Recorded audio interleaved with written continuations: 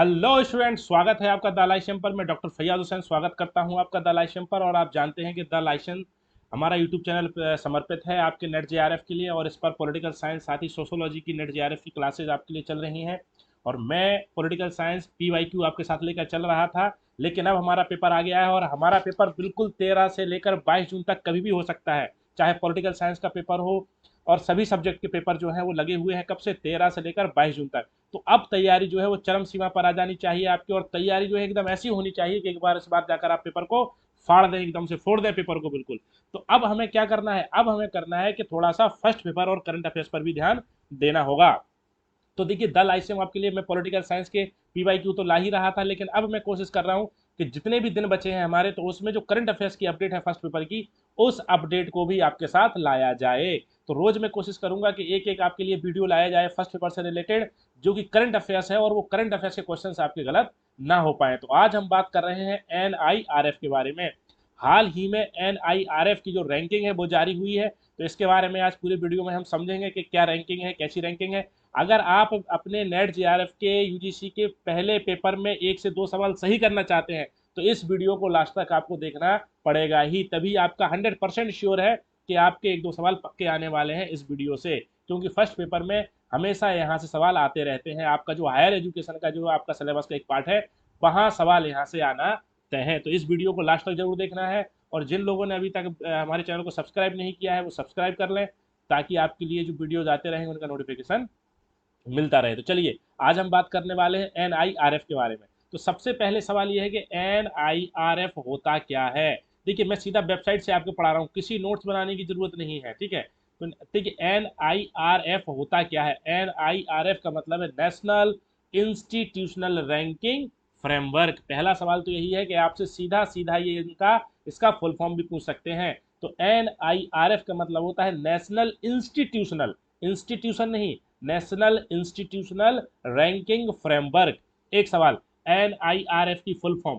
अब दूसरी बात है कि एनआईआरएफ जो है, ये जो रैंकिंग है, इस रैंकिंग को जारी करने वाला मंत्रालय कौन सा है, मिनिस्ट्री कौन सी है। तो मिनिस्ट्री ऑफ एजुकेशन जो है, शिक्षा मंत्रालय जो है, वो एनआईआरएफ को जारी करता है, इस डेटाबेस को जारी करता है, national institutional ranking framework, ministry of education, government of India. अब सवाल है कि एनआईआरएफ होता क्या है, एनआईआरएफ कब लागू किया गया, एनआईआरएफ की अब तक कितनी सूचियां जारी हो चुकी हैं, एनआईआरएफ जो है पहली बार यह सूची कब जारी की गई थी। तो आइए थोड़ा सा इसके बारे में जान लेते हैं। और देखिए, वेबसाइट पर अबाउट एनआईआरएफ जब आप खोलेंगे, तो यहाँ पर आपको बहुत अच्छा मटेरियल मिलेगा, बहुत अच्छा डेटा मिलेगा। ओवरव्यू के नाम से हिंदी वाले बच्चे इसको हिंदी में करके देख सकते हैं, ओवरव्यू करके मिलेगा, और यहाँ से ही सवाल बनता है। क्योंकि भारत सरकार की जितनी भी एग्जाम्स होते हैं, उनकी पहली प्रायोरिटी होती है कि उसी मंत्रालय की वेबसाइट से जाकर आपसे सवाल पूछा जाए। वो उम्मीद करते हैं कि आप ऑथेंटिक डेटा को पढ़ेंगे, ऑथेंटिक सोर्स को पढ़ेंगे। तो अब सवाल है कि एनआईआरएफ क्या है। तो नेशनल, देखिए, the national institutional ranking framework was approved by the MHRD and launched by the Honorable Minister of Human Resource Development on 29th of September 2015। तो NIRF की जो रैंकिंग है, NIRF जो है, ये किसके अंतर्गत आता है। पहले इसका नाम था शिक्षा मंत्रालय का MHRD, बाद में इसका नाम ह्यूमन रिसोर्स कर दिया गया था, ठीक है। और इसको 29 सितंबर 2015 को NIRF को शुरू किया गया था। तो पहला सवाल क्या है कि एनआईआरएफ का फुल फॉर्म क्या है। तो नेशनल इंस्टीट्यूशनल रैंकिंग फ्रेमवर्क है। फिर है कि इसको कौन सा मंत्रालय चलाता है। तो इसका शिक्षा मंत्रालय चलाता है। जब ये रैंकिंग शुरू हुई थी, तब इस मंत्रालय का क्या नाम था, इसका नाम था ह्यूमन रिसोर्स डेवलपमेंट मंत्रालय, इसका नाम था। और बाद में इसको इसको शुरू कब किया गया था एनआईआरएफ को, तो इसको 29 सितंबर 2015 को शुरू किया गया था।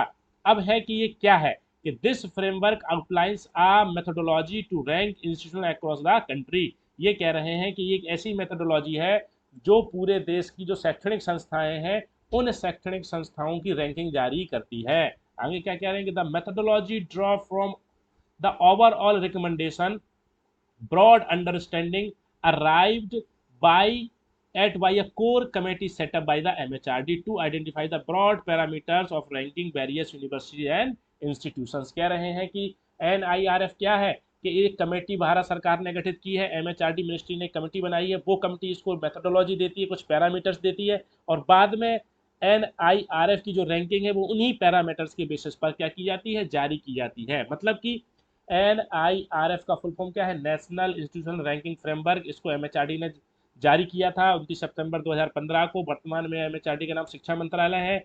NIRF क्या है कि रैंकिंग है, और इस रैंकिंग को किस लिए जारी किया जाता है, ताकि भारत की जो एजुकेशनल इंस्टीट्यूशंस हैं उन इंस्टीट्यूशंस को रैंकिंग दी जाए। और ये रैंकिंग किस आधार पर दी जाती है, ये रैंकिंग कुछ पैरामीटर्स के आधार पर दी जाती है। तो ये पैरामीटर्स कौन डिसाइड करता है, ये पैरामीटर एक कमेटी डिसाइड करती है, जिस कमेटी का एस्टेब्लिशमेंट किया जाता है MHRD द्वारा। तो ये पैरामीटर्स कौन कौन से हैं, तो कह रहे हैं कि टीचिंग है, इसमें कौन सा पैरामीटर है, टीचिंग है।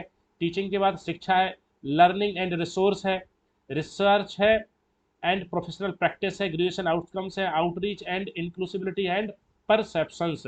ये ऐसे पैरामीटर्स हैं जिन पैरामीटर्स के बेसिस पर क्या होता है, यह रैंक जारी की जाती है। तो आपसे एग्जाम में पूछ सकता है कि वो कौन कौन से पैरामीटर्स हैं जिनके बेसिस पर NIRF जारी की जाती है। तो वो टीचिंग है, लर्निंग है एंड रिसोर्स है, रिसर्च एंड प्रोफेशनल प्रैक्टिस है, आपका ग्रेजुएशन है, आउटकम्स है, outreach and inclusivity and perception है। तो ये ऐसे पैरामीटर्स हैं। अब है कि पहली NIRF कब जारी की गई थी, तो पहली NIRF जो है वो देखिए 4 अप्रैल 2016 को जारी की गई थी। ये बात याद रखने वाली बात है, ये बात याद रखने वाली बात है कि NIRF जो है पहली बार कब जारी की गई थी।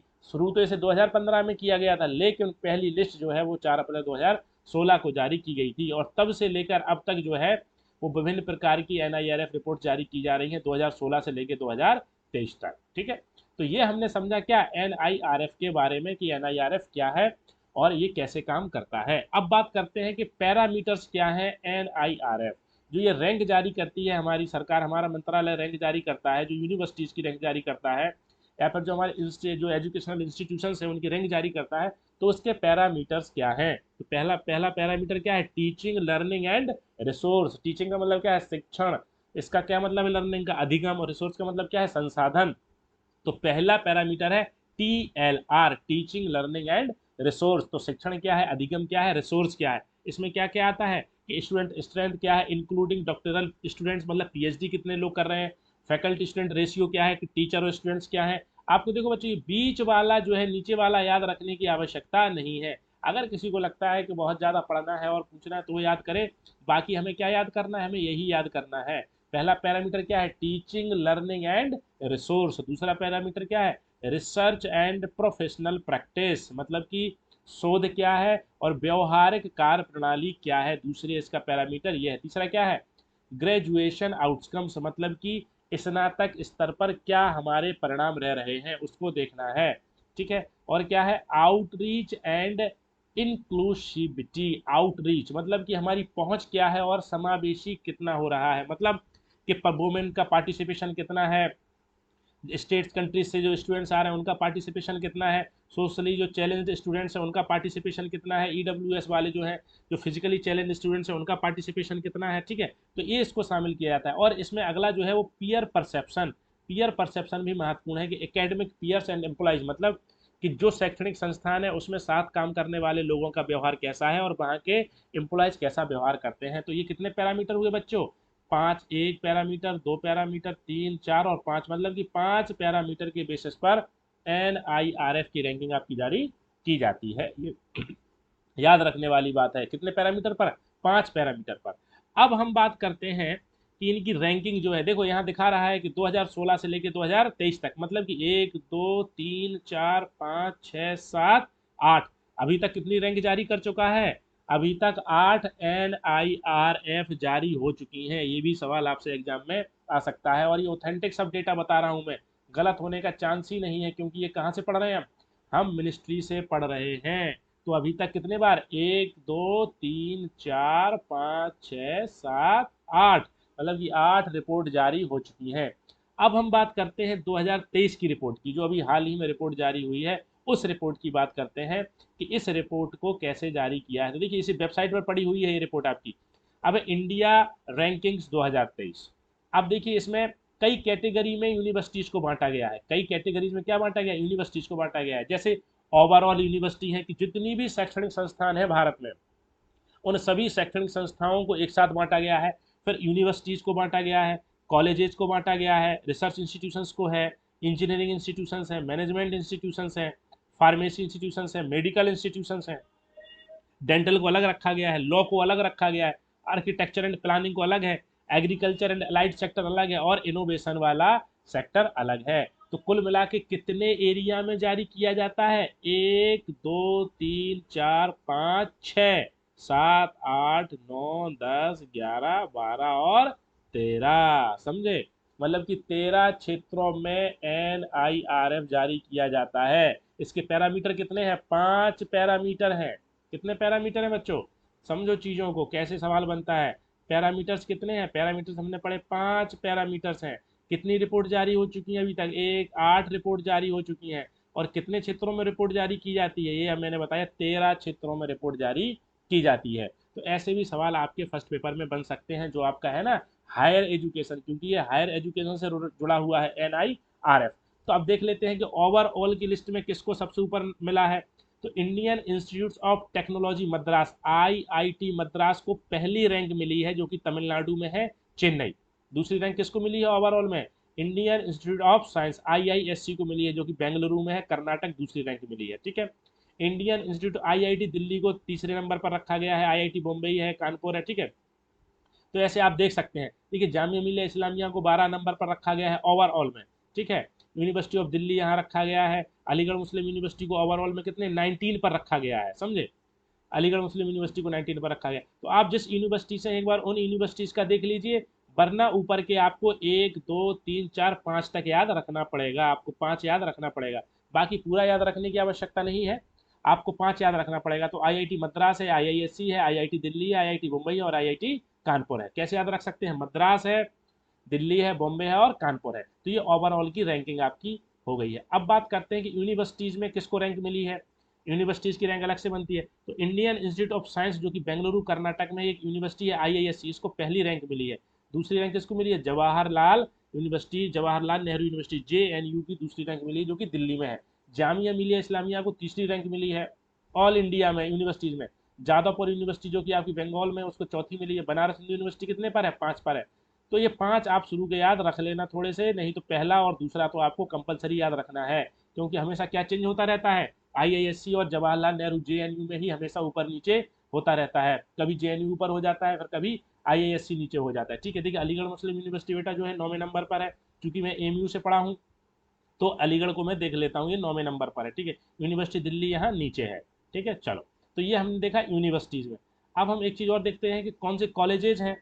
तो सबसे ऊपर जो रहता है वो मिरिंडा का हाउस रहता है आपका। दिल्ली यूनिवर्सिटी का जो कॉलेज है, दिल्ली में नंबर 1 पर रहता है और लगभग हर साल से ये ऊपर है। और फिर आपका है हिंदू कॉलेज और आपका प्रेसिडेंसी कॉलेज है आपका। और सेंट जेवियर कॉलेज जो है ये 5वें नंबर पर। थोड़ा सा याद रख लेना, ये दिल्ली यूनिवर्सिटी के जो 2 कॉलेज हैं वो ऊपर नीचे हैं, और प्रेसिडेंसी कॉलेज और आपका Krishna Gopal college for women और सेंट जेवियर कॉलेज जो है वो आपका 5वें नंबर पर है। ठीक है।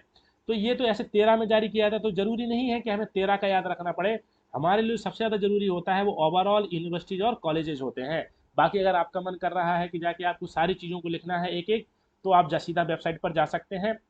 NIRF डाल देंगे तो सीधा वेबसाइट पर चले जाएंगे, और वहाँ से जाके आप क्या कर सकते हैं, इसको आप हर एक को देख सकते हैं। तो देखो बेटा, हमने क्या समझा?